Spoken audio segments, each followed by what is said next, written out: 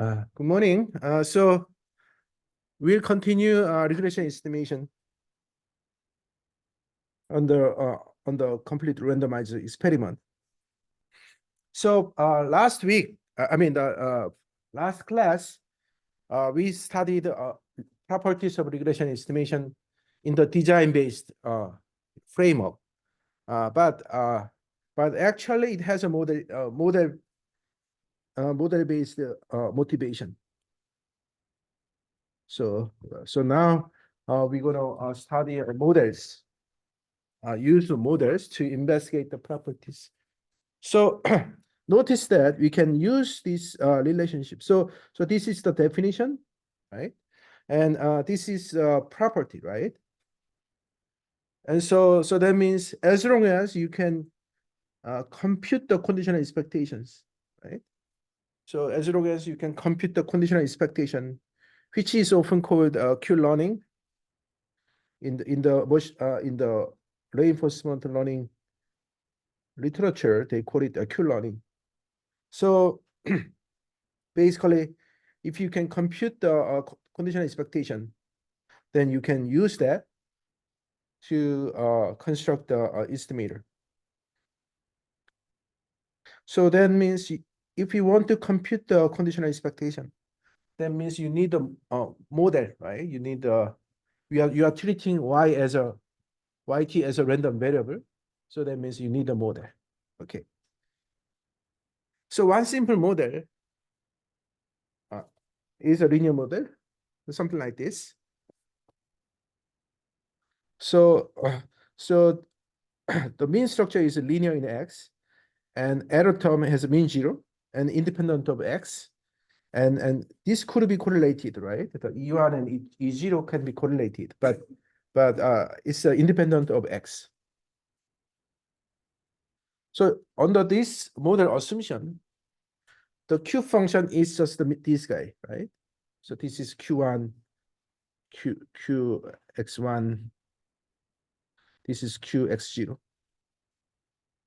So that means all we have to do is estimate the parameter, model parameter beta. So estimating the model parameter.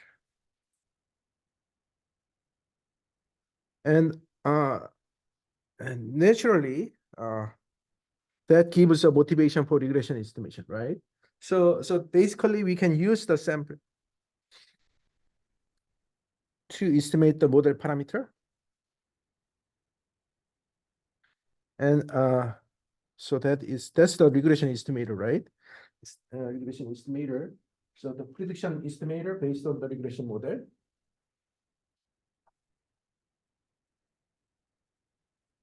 So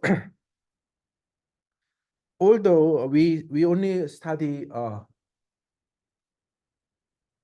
regression estimator in the CRE, right? On the CRE. So complete randomizing experiment at this point, but the property actually holds for more general situations. So CRE, complete randomizing experiment, means that TI is independent of anything, right? TI is completely independent. So that means it is independent of the error term too, right?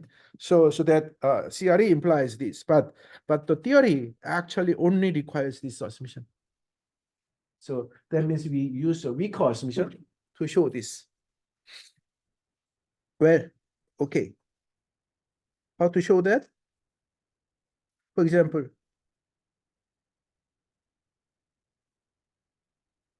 so I use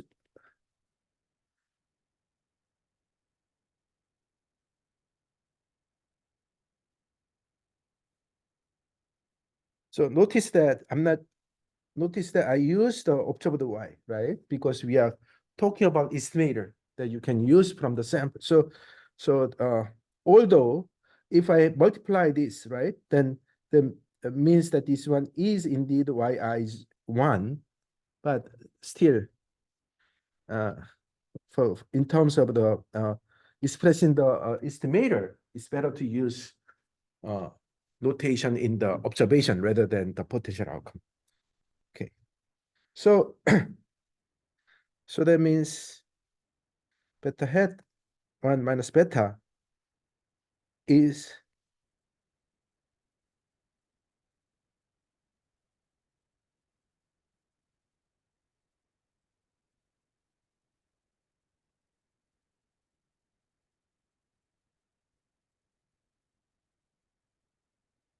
so we just use the matrix algebra, right? If you expand it, then this guy and this guy will cancel. So you will have a beta. But it's better to use this way because once you do that, then you can notice that this guy. So actually, we are supposed to have a beta one. So then that means this guy is indeed YEI one. Okay.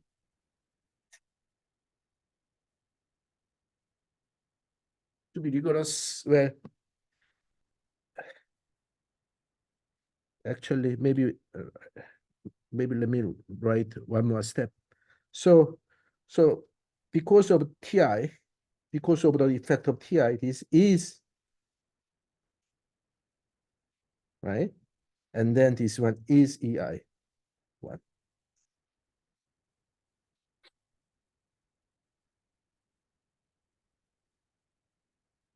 Now, by the way, what is the effect? What do you mean? What do you mean by conditional on X and T? So conditional on X and T means that we are not treating T as a random variable, right? T is fixed. So then what is random?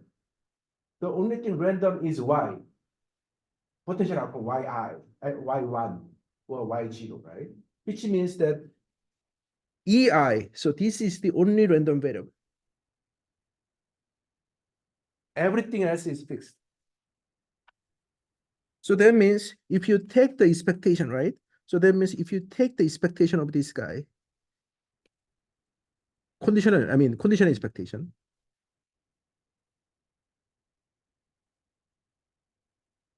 That means you can safely move all you move your expectation, move your conditional expectation to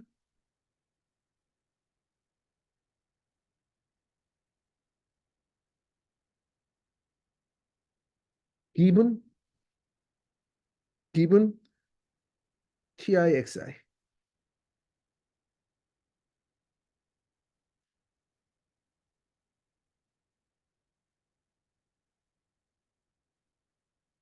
And then this guy, because of this, so we use this. So when you assume something, you have to use that assumption in the proof, right? Otherwise, you are making unnecessary assumption, right? So that means you need to use that assumption. So this guy, right? Actually, this is not true. We should be really careful on every steps. So this is true. And then this is what we assume. So the model, right? So this model assumption, it makes this one is equal to 0.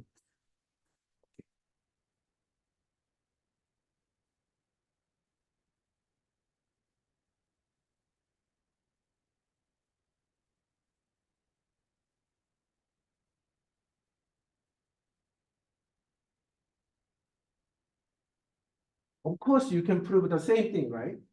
Obtain the same result with the beta 0. Should have the same,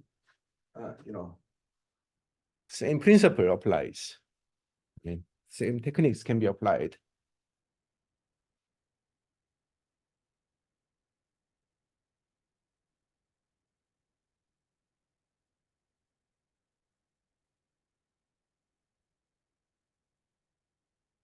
Okay.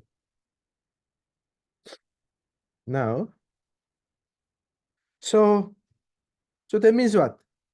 So lemma, what is the implication? So once you prove it, you need to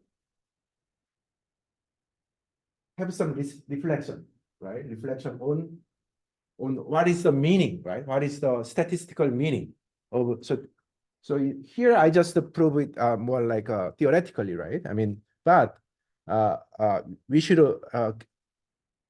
have some interpretation. I mean, we should find its statistical meaning. The statistical meaning here is that this one basically says that this is model unbiased, right? So that means lemma one means that because our goal was to compute this conditional expectation, and then basically regression estimator satisfies the so regression estimator is model unbiased.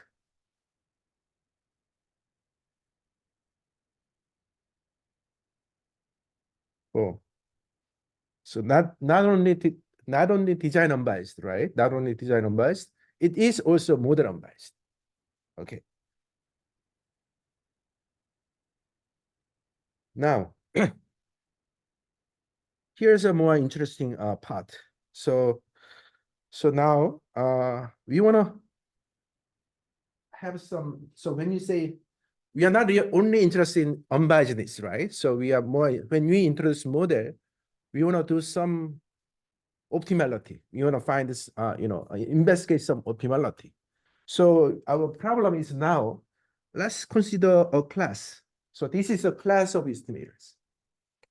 So I'm interested in linear estimators, right?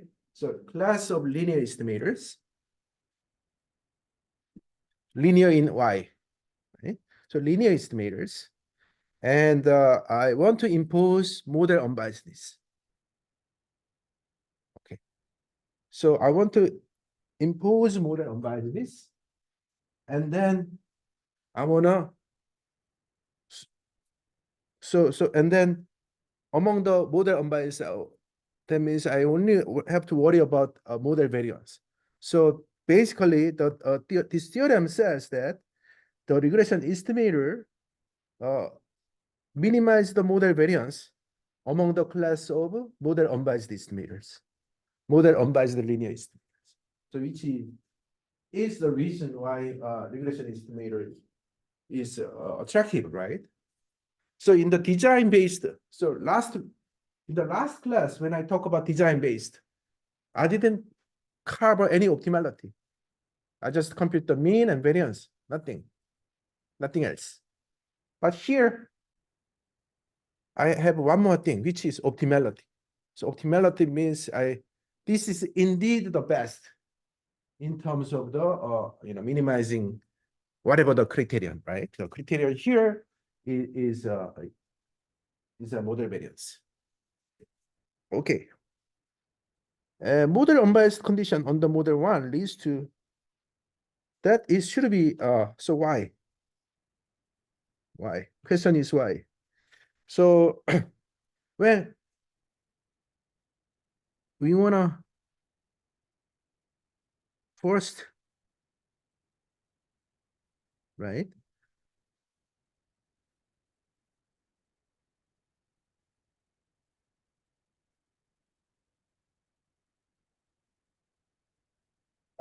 We wanna first compute the definition of a model unbiasedness.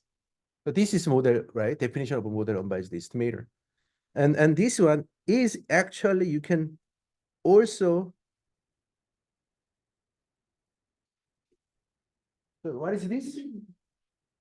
This one is a finite population average treatment effect, right? So remember, what is tau bar? Tau bar is 1 over n finite population quantity.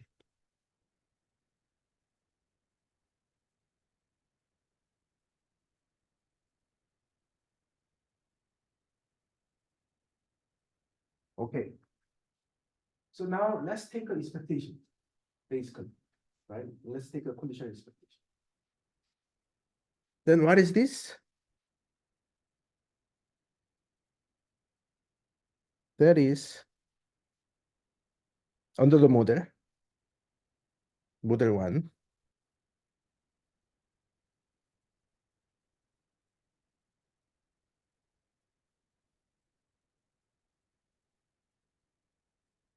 and also and the CRE, because let's do, so this is actually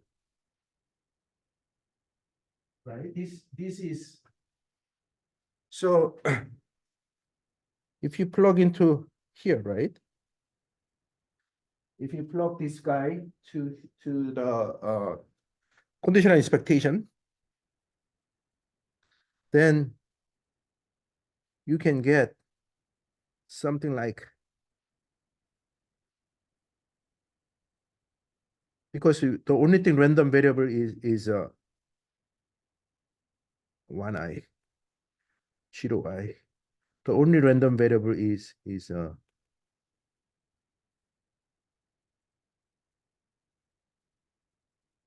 by the way, yeah, the only random variable is potential outcome y, right? So we can write this. By the way, what about,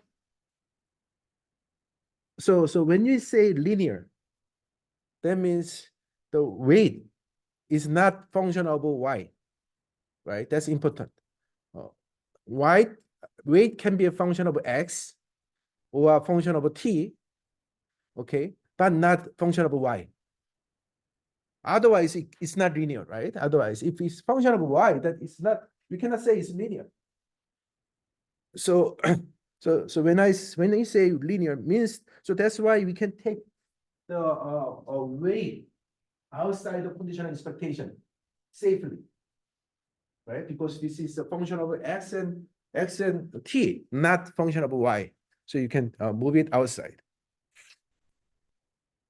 So this guy under the model is xi prime beta 1. And this guy is equal to xi prime beta 0.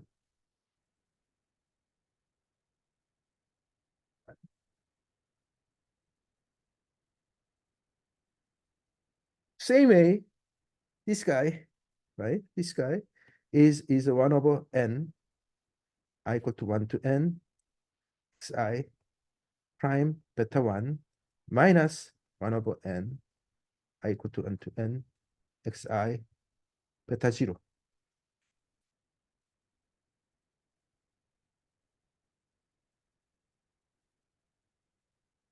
So these two, right? These two equate.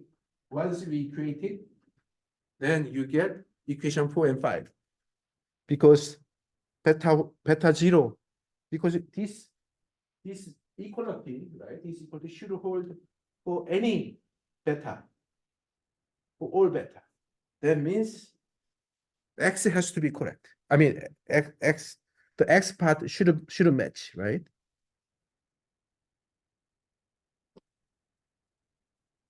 Okay. Let me repeat. So basically, model unbiasedness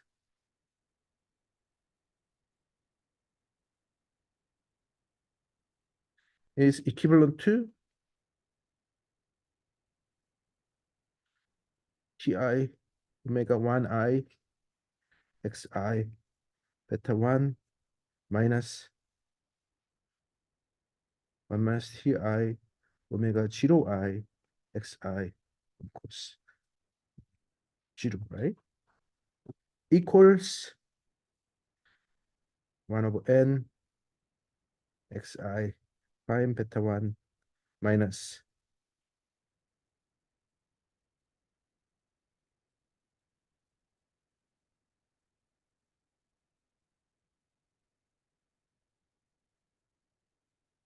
so that should hold. So this is unknown. Beta 0 and beta 1 can be any parameter. Right. So that implies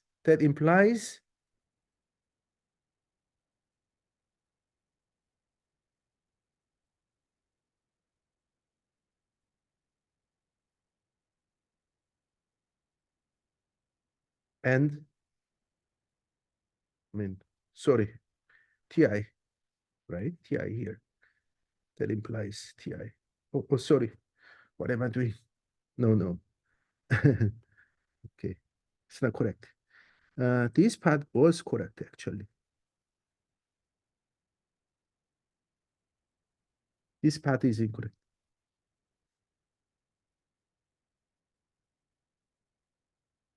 Okay. Because this is a finite population quantity, right? No sampling. So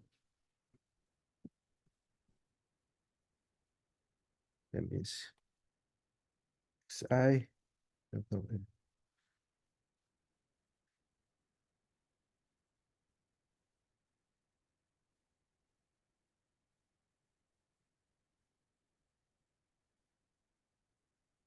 that is uh, um, essentially model unbiasedness condition. So we, covariate balancing condition or calibration condition is kind of making the mean part controlled. So, and then we want to control the variance, minimize the variance. So when you have a superpopulation model, right? When you have a superpopulation model, you wanna control the mean part, right, from using the calibration, and then now we wanna use model variance, right, to minimize. So if you think about this as a class, right? This is a basically uh, constraint for weight. So if you view it as an equation for weight, right? On linear equation. So this is a linear equation of the weight. So then the weight, how many weights? You have basically n unknowns, and actually two, because you have two weights, two different. But for let's consider this one equation. So if you consider this n unknowns, in the sense that actually and one unknowns, because you don't have to worry about t equals 0, right? So you have n1 unknowns with a p constraint, p equations. So this is a vector. So you have an equation, right? So you have a system of equation. So you have a p equations and capital N1 unknown, right? So so let's, if N1 equal to P, suppose, then this is exact, right? You have a two unknown, two equation, then you can solve it, right? But so then means it's just identified.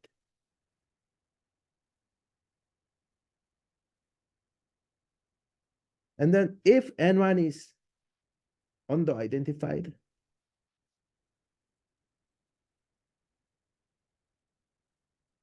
over-identified. No, the other way.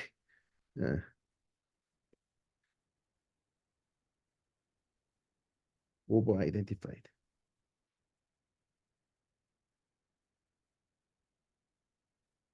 You have a sorry, I kind of messed up. So you have a more equation. So like a linear model. So in the linear model, you have n equations with the p unknowns, right? So in that case, this is you cannot really, you never can solve. So let me back up. So no solution. This is single solution, right? Single solution, unique solution. uh, if you have a Moore equation, then you have a general no solution. You can just find the approximation like OLS. So there is a, but if you have a more unknowns, then you have infinitely many solutions.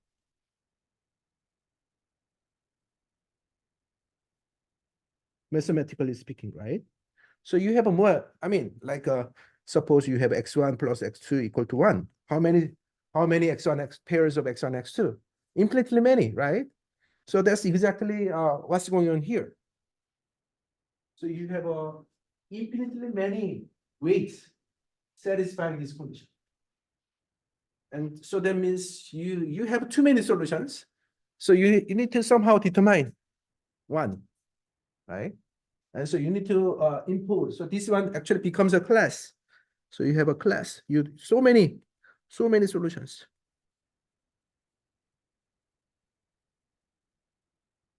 So we want to find the one, right? Single one. And that, so to determine one, we need the additional, criteria, which is this one. One possible. So if you, that means you among the class, right? Among the class. So this is too many, infinitely many.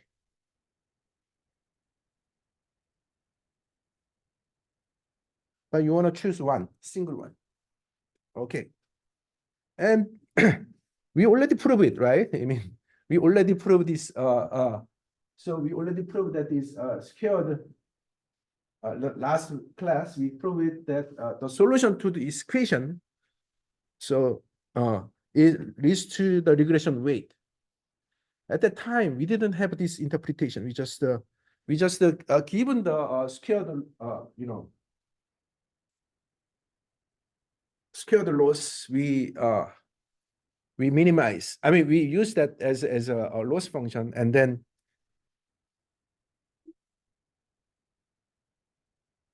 minimize. For example, subject to. So if you have a single equation, right? So one way to understand is if you have a single, so this one is just a normalizing weight. Without this, the answer is zero, right? Every weight is zero. That's not interesting, right? So we want to put the minimum condition, which is, so say that your weight should add up to one. That's it. And you want to minimize it. Then the answer is just the 1 over n, right? So in this problem, your answer is just 1 over n. So that means you want to impose equal weight. But now you suppose you have one more constraint, right? Right? Suppose you have one more. Then because of this, right? Because you add one more constraint, that means this weight does not satisfy the additional constraint. So then you need to adjust it, right? And that turns out to be a regression. Okay. So this theorem basically gives a nice model-based interpretation of the regression estimator. So so the constraint, model unbiased constraint, right? So calibration covariate balancing constraint or calibration constraint is a model unbiased constraint, and then this guy. So why this? Okay, and then this one. So so I guess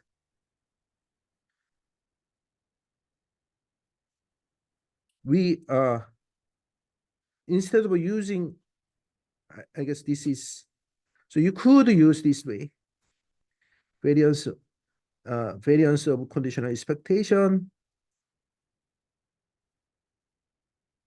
So there's a two root. One is the first root is something like this.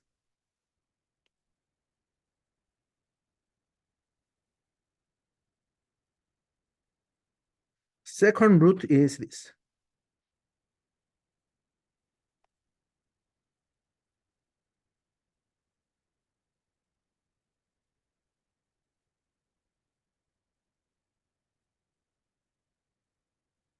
right? So each one has their own dilemma. So let me explain what I mean by that. Okay.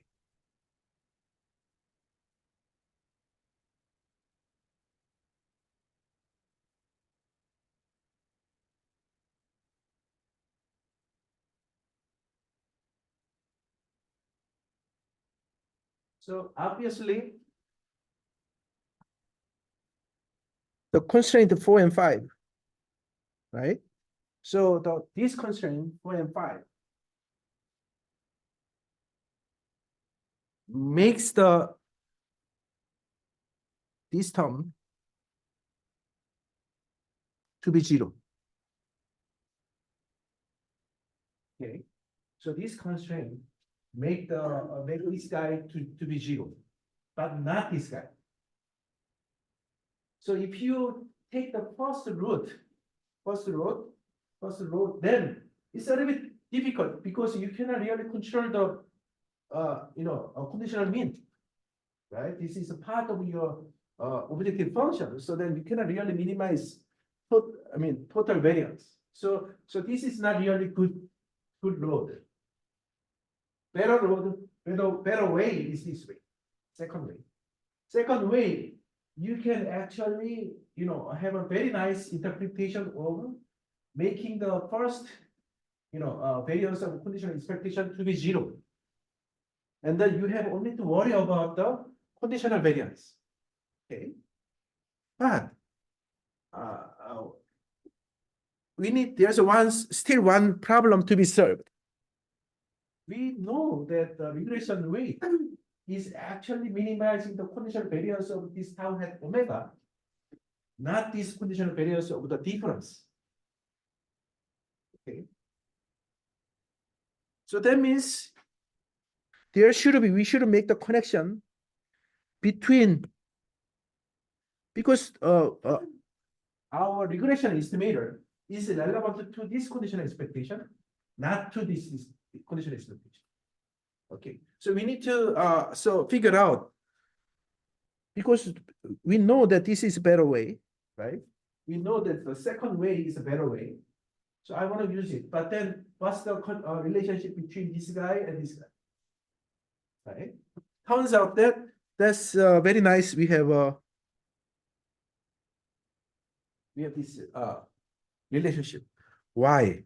Because if you look at so for example, let me first only worry about the first part. Yi minus 1 over n yi1. Okay. The conditional variance. So this is y1 basically. So then the first part, so we already control the mean part. So that means we can actually safely use EI because the mean part has been controlled. So the conditional variance is actually summation of Ti omega 1i square sigma square minus 2 times covariance.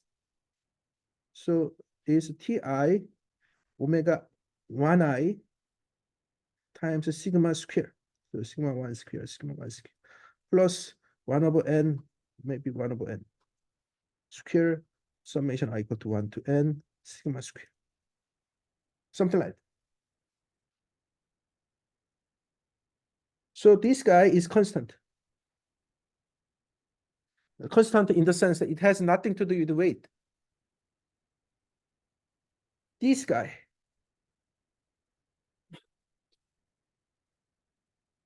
is equal to 1. I mean, this because of the calibration constraint. So constraint 4, when we have a constraint 4, one of the implication of constraint 4 is that, let me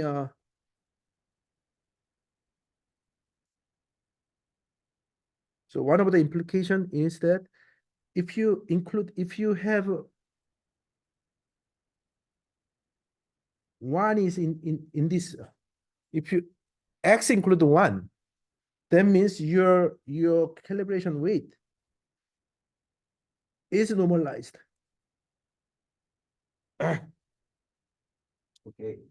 So if you, but we, so when you say regression estimator, we always think that intercept is included. Okay. So that means you basically treat this as another constant. So dependency on weight disappears. Okay.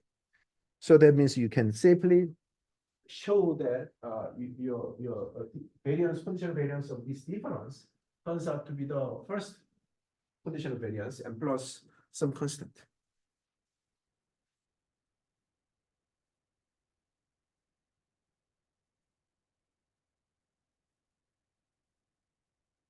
So that means so which is good news, because now basically regression estimator on the satisfying the constraint, right? Satisfying the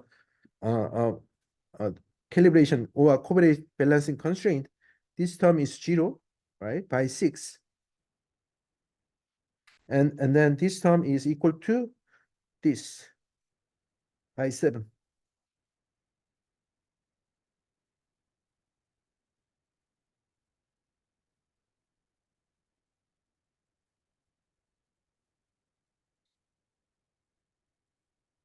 Okay. So that is really it's a really important property of regression estimator. And also, I only derived everything here in the context, explained in the context of CRE, completely randomized experiment, but the result actually holds even for missing random. Okay, for the observation study. There's a, so the assumption, the only assumption we require is this conditional independence assumption, this assumption, right? So completely randomized experiment implies this assumption, but we can directly any other design or any other observational study satisfying this assumption means that the regression estimator is model unbiased and minimize the model variance. Okay, so that's probably why regression estimator is so popular. Okay, so the other one present the optimality of the regression estimator under the linear regression model, and that is the regression estimator minimize the variance among the class of linear model unbiased estimators, right? Okay. In practice, right? In practice, we didn't know the model. We only have a covariate, right? We have a covariate. So we want to use it, then maybe we want to assume that the relationship, linear regression relationship holds with covariate. But maybe, what if the covariate is a lot, right? Should we include all the covariate, or should we do some sort of a variable selection? So that kind of the practical issue comes in. So then really question is, what is the effect of including more covariate into regression estimation? There should be some kind of a trade-off. So we know in the regression, right? In the regression analysis, I mean, you probably learned from 511 or 510 or 500 even. Including many, so if you include many covariate in your regression analysis, then you are kind of doing overfitting, right?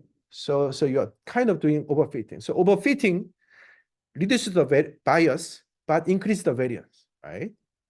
So maybe that's that applies to our weighting too, right? So So that is actually the key message that I like to deliver in today's class, is that the same story can be made for regression weighting, because the regression analysis and regression weighting are essentially dual relationship. So whatever holds for regression analysis actually holds for regression weighting. So that is the really a beautiful part of the regression theory behind the regression weighting. They are dual. You know, in the linear algebra, right? You have a vector, but you can actually change your coordinate system to show orthogonality, right? To achieve some. So that's exactly the duality. What duality means is that actually it comes in here. Okay. So if you include many covariate integration weighting, then we can reduce the bias, but variance will increase. Okay. So that's a kind of a conceptual, right? A conceptual level of understanding. But also I like to use algebra to show that. Okay. So here's an example. So to explain the effect of including additional covariate to the regression weighting, let's consider decompose, right? So x1 and x2. And another model using x1 only. Okay. And we want to compare. So to distinguish the two models, let's call the regression estimator using full covariate as full model. Okay. And regression estimator using the x1 only is called reduced model. Okay. So full model and reduced model. Okay. And we don't have to, so that we're only, I mean, because we want to illustrate the idea, let's just assume we are only interested in mu1. So then the full model regression estimator can be obtained by minimizing the sum scale weight subject to the calibration covariate balancing constraint with X. Okay. So now let's distinguish. Let's use a superscript F and R. So F is full mode. R is reduced mode. Okay. So the omega hat full is the final regression weighting using the full covariate, while omega hat R is the final regression weight using the reduced covariate. Okay, that means we are only using this one. Okay, then we can show that. So that means what? We know that this is actually a key component of a model variance, right?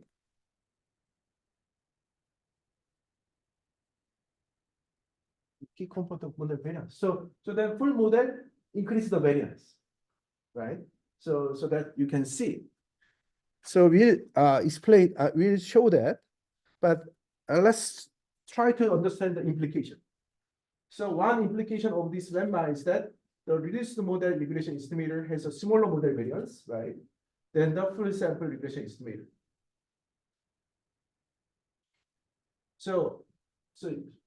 But what about the bias? Well, it's a tricky, right? Because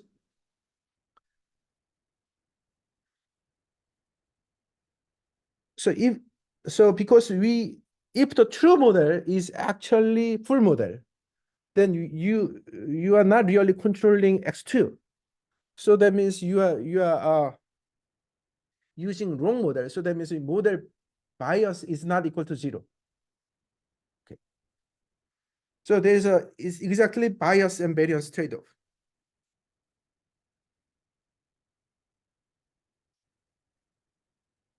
So let's now show that. Well, I mean, conceptually, this is really trivial, right? Without any algebra. Okay, why? Because you want to we have two class, but one class is nested with another class. So this is reduced model class. No, no, no, no. Okay, confused. Okay.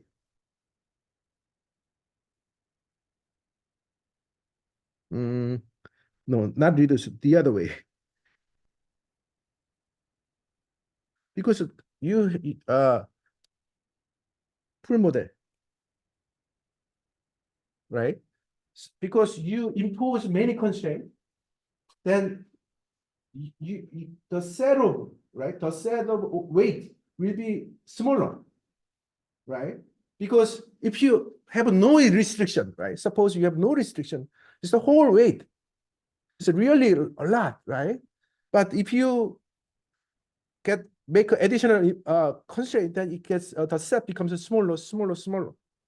Okay, now that means in the bigger one, that means you pay the price. You set. So that means the minimizer in the whole class will be a will also so that means actually so this is okay. Let me let's use fighting, right? You are the top fighter in a small town. Okay, and then so say in Ames you are top fighter, but there's another guy in Iowa, whole Iowa, right? The strong fighter. And then suppose you two, I mean, these two guys fight to each other. Who are you going to win? Iowa, right? The Iowa one will be stronger. So that's kind of a message here. So if you have a small one, you are strong in that small town, but not in the big world, right? So that's basically the conceptual level. Conceptual level of so the okay. Now, because what about algebra? Okay, so let me write it regression weight. So let's kind of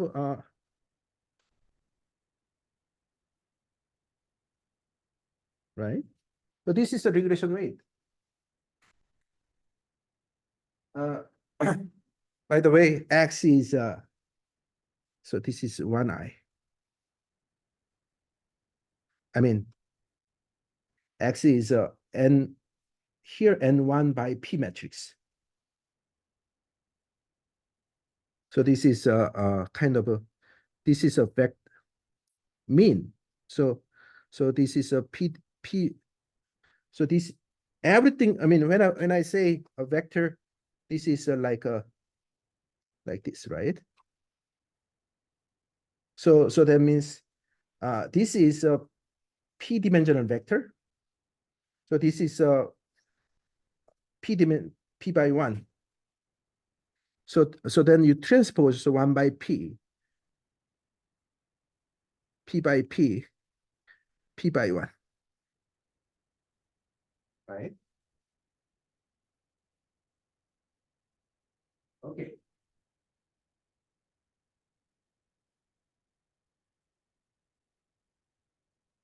And this is actually full because you have a you know uh, full x. And now r means that you have a p is p equal to p1 plus p2, and so x is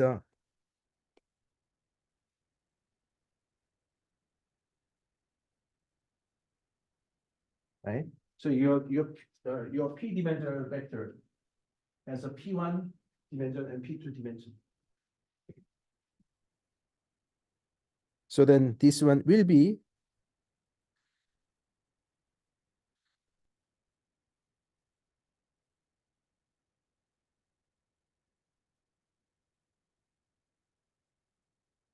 So that is 1 by P1, P1 by P1, P1 by 1.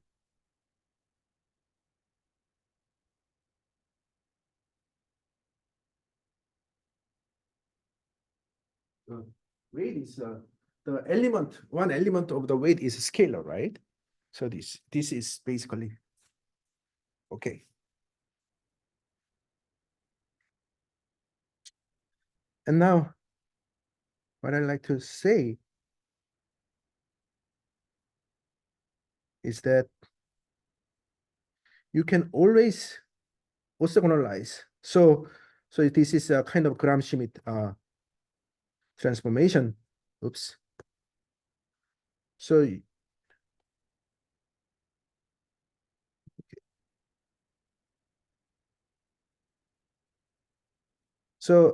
this is they are x1 and x2 are not necessarily orthogonal, but you can always orthogonalize, right? So you can basically make some.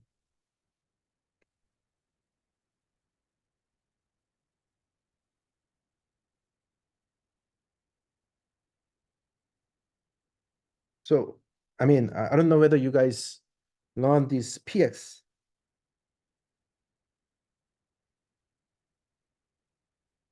projection. Do you know this guy? Okay, thank you. So basically, you do some kind of a regression of x2 on x1, and then compute the residual, right? Then you can kind of orthogonalize.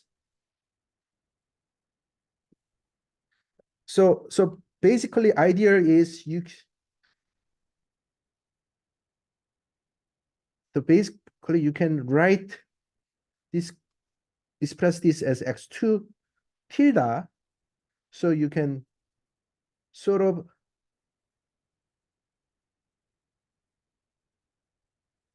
can make this orthogonalized. So two column. So basically X is a column, right? You have a p-dimensional columns. Like then you want to make these two columns orthogonal to each other.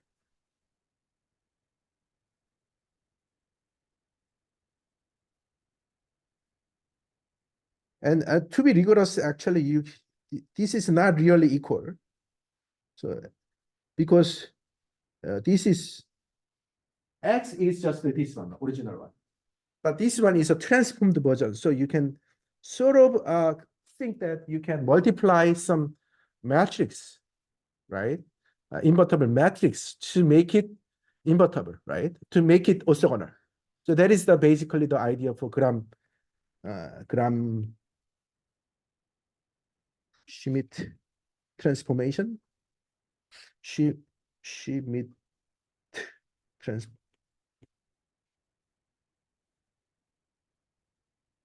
I don't know whether you learn this technique in linear algebra or not. I think you should, right? Probably it's just a matter of whether you remember or not. So we it's kind of orthogonalization. So idea is you can basically express this as an orthogonalized way, so that you can write the whole thing. So my point is, okay.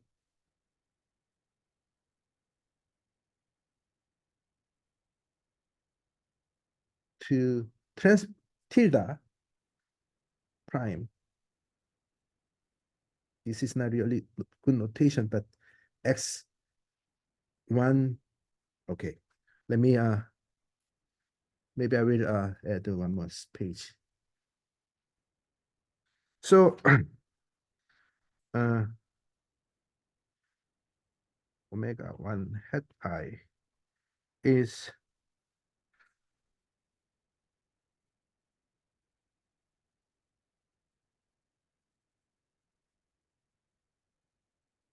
but what I'm how do I want to do is to write the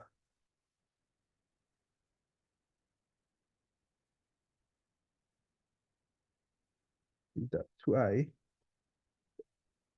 and these two are orthogonal, so that, well, b.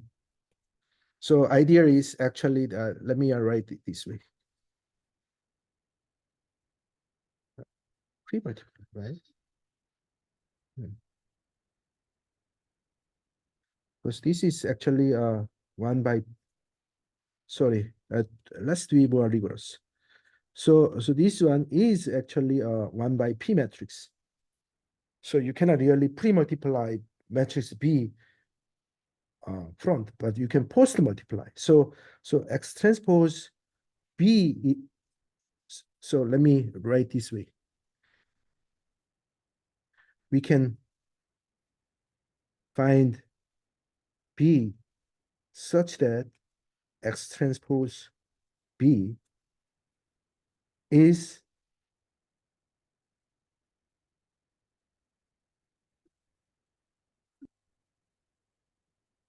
right tilde and and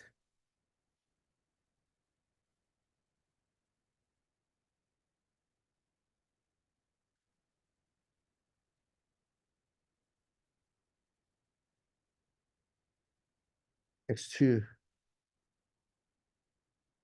tilde is X2. Let me do a better way. X2 X1 X1 prime plus X prime. Me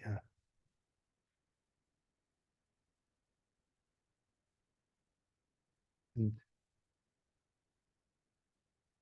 tilde equals X2 minus, how to make it also order, I guess.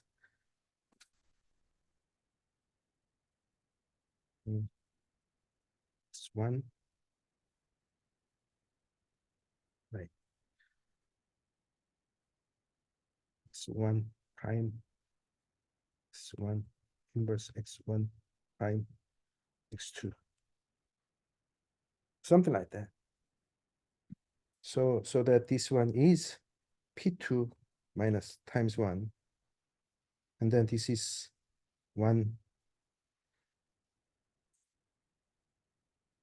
So this is P1 by P1, P1 by P2.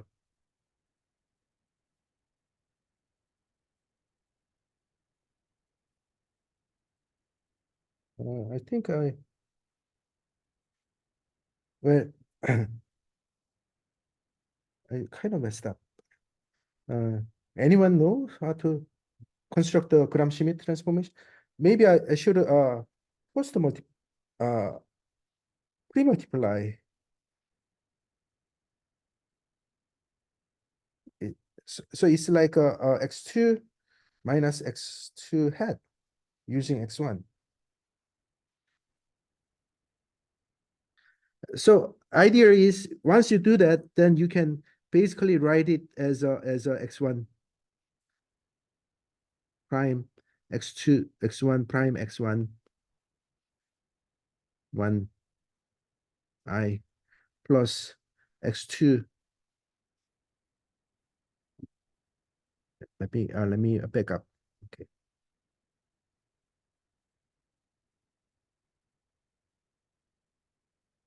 Square is becomes something like this summation.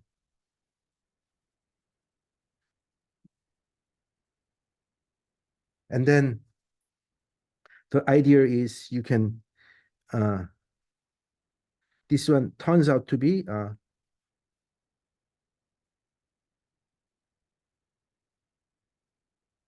plus something non-negative definite.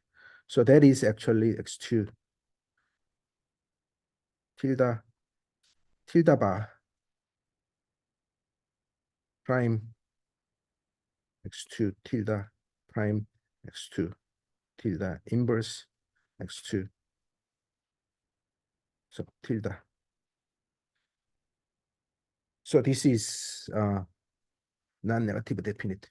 But I think this is a little bit too much linear algebra. So I cannot really prove it here, but I will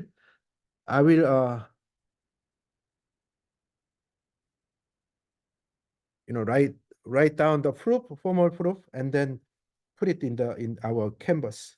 So but the implication is clear, right? I mean, if you have the additional covariate, then it will increase the model variance, but may decrease the model bias. So there's a bias and variance trade-off. Okay. So that is basically the message here. And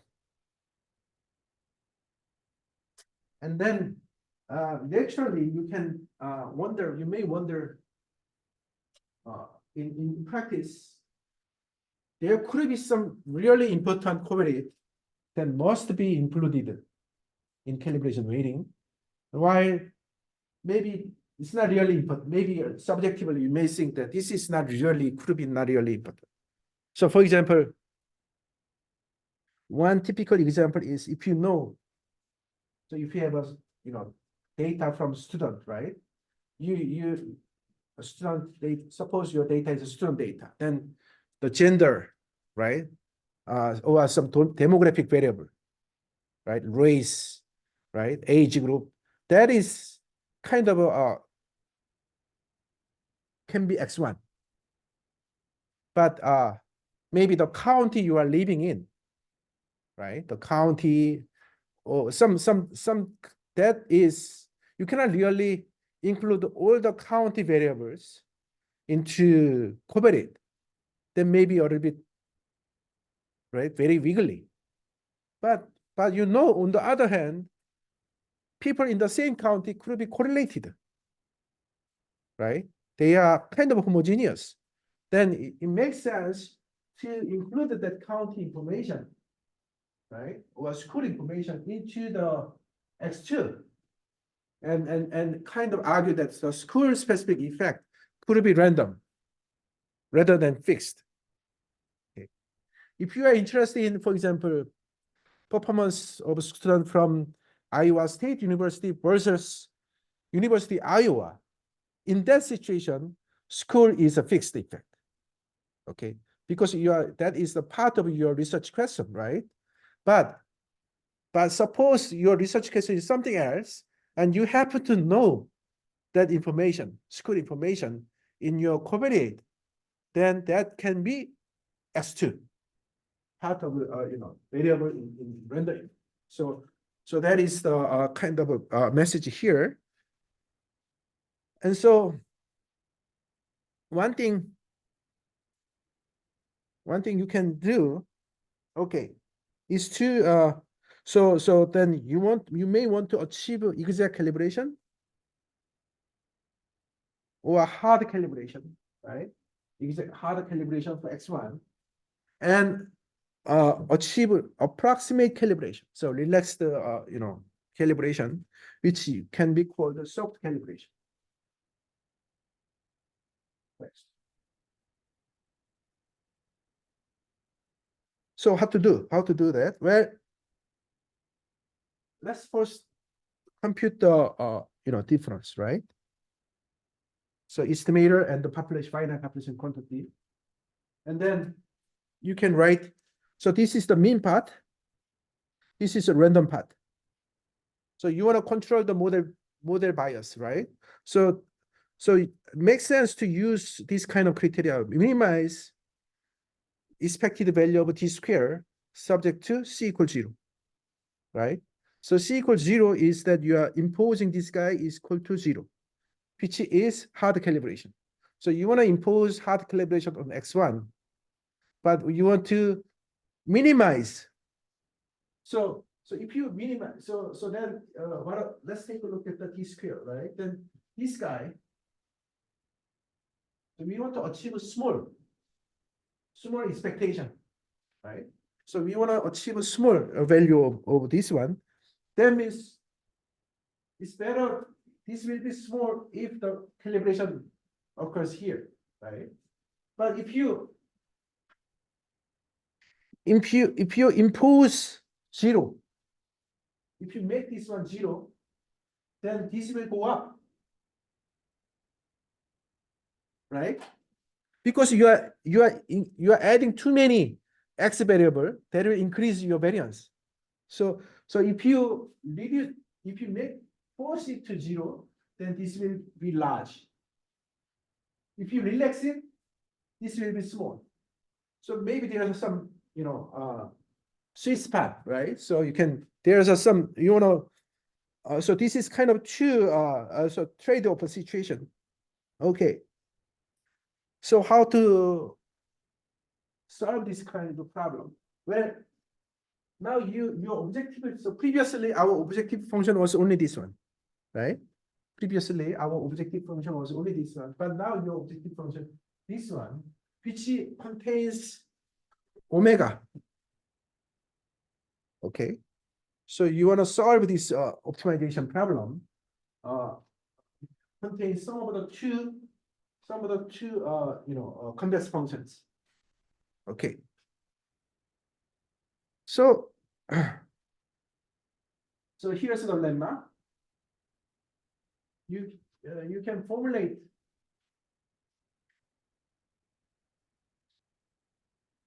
So this one, basically this guy belongs to this class.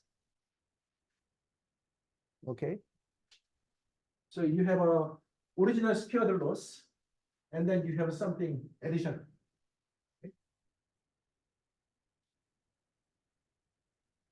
And then I intentionally make a red color to visually easy to understand what is the given, what is you want to solve, right? Solve for. So you want to solve for omega. You want to optimize with respect to omega. And that involves here and here. Okay? And then this is actually quadratic function. So cannot be difficult, right? Quadratic, you are solving quadratic optimization problem, which is not difficult. So the solution to this algebra will be this. And then, so the equivalence, so the equivalence between the two.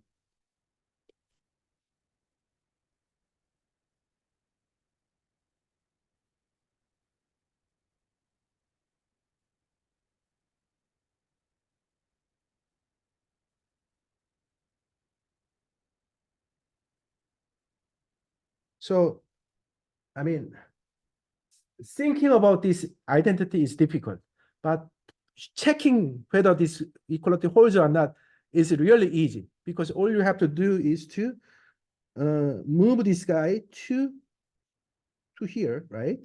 And move this guy to here, right? And see whether they are the same. They are the same. So equivalence these two, easy. Proving this one is requires some whatever method. So homework problem. But I like to show that explain very important, very interesting result. So here's your answer, right? 11. If you plug in your solution to here and write it as a kind of regression estimator, turns out to be that is the rich regression coefficient, okay, which is more like a probably this is more like a diagonal matrix. Then you are adding some constant to make the invertible matrix, diagonal matrix. So, and then interesting part observation is that if you let gamma to infinity, it becomes a regression estimator, right? So that which is consistent with our knowledge, right? So this is because our knowledge says that our previous knowledge says that if you solve this optimization problem, you know the regression, you know that your answer is a regression rate, right? That we know. But what is interesting here is that, remember, when we solve this problem, which method did we use? Lagrange multiplier method, right? But we didn't use Lagrange multiplier here, right? So here, remember, we didn't obtain this using Lagrange multiplier, right? So my point is that we used the unconditional optimization problem. So this is no constraint. Unconstrained optimization. This is a constrained optimization, right? So my point is that the solution to the constraint optimization problem could be obtained by solving an unconstrained optimization problem with letting the tuning parameter goes to infinity. Okay, so usually solving the constraint optimization problem is more difficult, but solving an unconstrained optimization problem is easier. So this is kind of an interesting part, and that actually gives a very nice interpretation here. That we actually have so our soft calibration problem can be now formulated as a rich calibration problem with this parameter. So this is the gamma 1 is the tuning parameter for hard calibration, and gamma 2 is the tuning parameter for soft calibration. And we make, so here's a point. We are interested in finding the minimizer of this Q. But we know that this gamma 1 is really large. Okay.